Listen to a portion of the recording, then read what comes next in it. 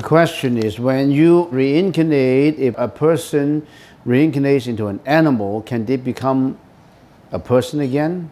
If the person reincarnates into the animal, if his or her karma of being the animal expired, then he will reincarnate into another paths of reincarnation, maybe human again, or maybe going to inferno, or maybe deva. We don't know. It's always changing. Reincarnating into an animal will become a person again, maybe, but it may take many, many lifetimes of becoming an animal.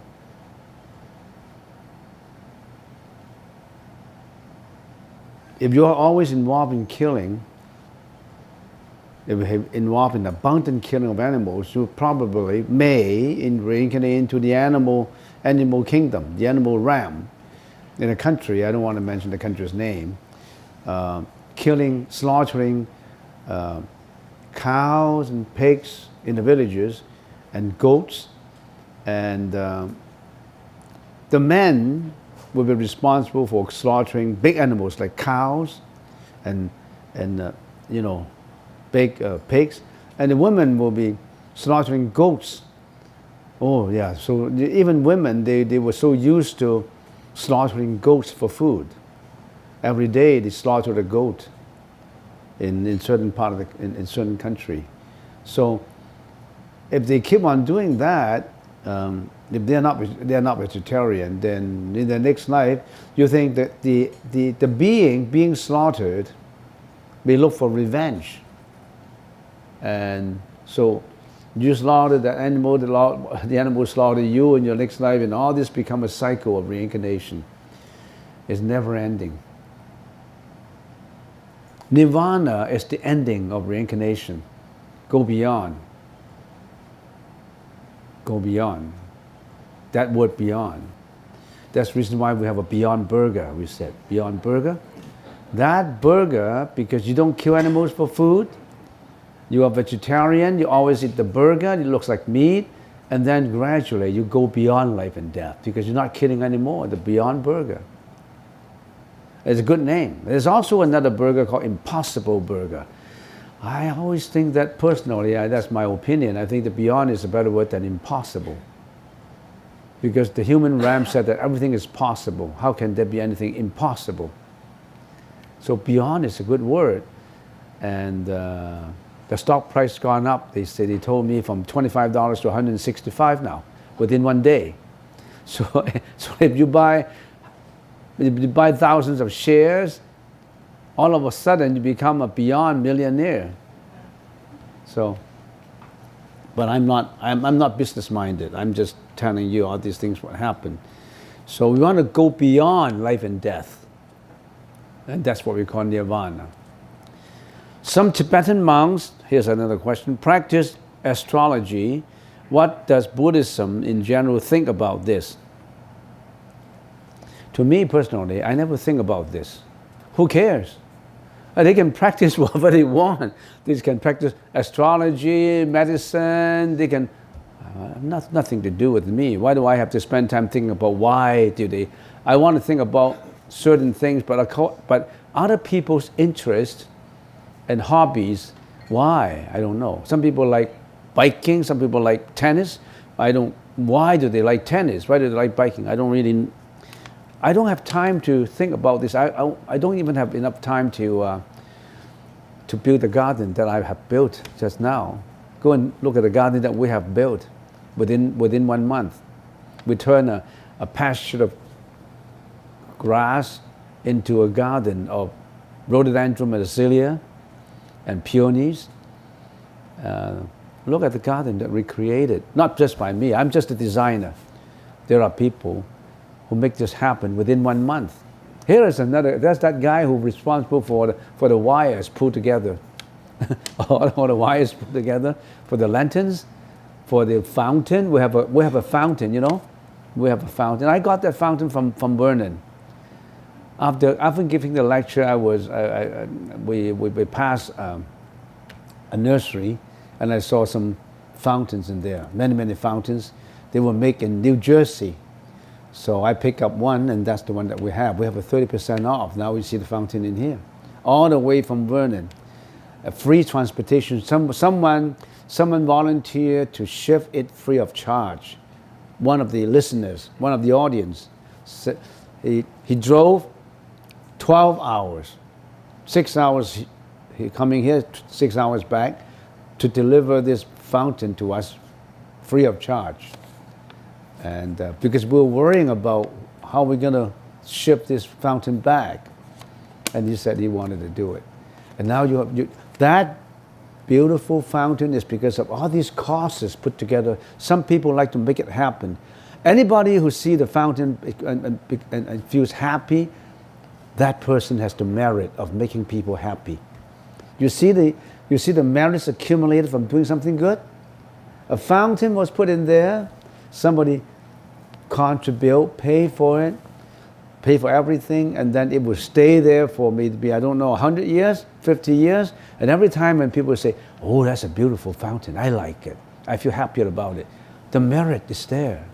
That's what we call the feeling. He created good feelings. It's important to create good feelings for everybody. We call that wholesome sensation. Always create good feeling to others. Don't create bad feelings. If you're yelling at someone, scolding someone, cursing someone, you're creating bad feelings. You're rendering loving kindness, compassion, words of courtesy. You are actually creating a good atmosphere. The whole atmosphere is going to change because of your words. So do as much generosity as possible. It's never wasted. Every act, no matter how small, if it is wholesome, if it is amicable, if it is beneficial, do it.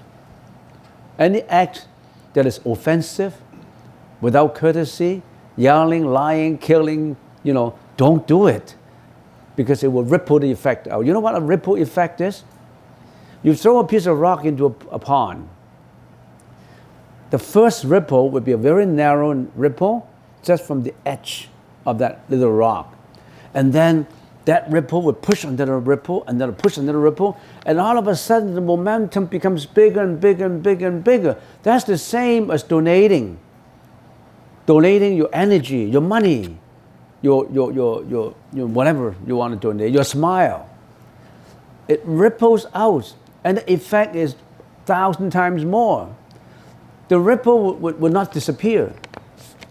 You know where would you know where would the ripple go? This is a testing. You throw a piece of, you have a swimming pool, you throw that rock in the swimming pool, the ripple would 1, 2, 3, 4 times, I don't know how many times, and then it hits the edge of the swimming pool, and what happened? The energy bounced back to the center. That's the Hilton law of kinetic energy. It always bounces back. Whatever you give out, it bounces back to you. It doesn't disappear. That's the conservation of kinetic energy.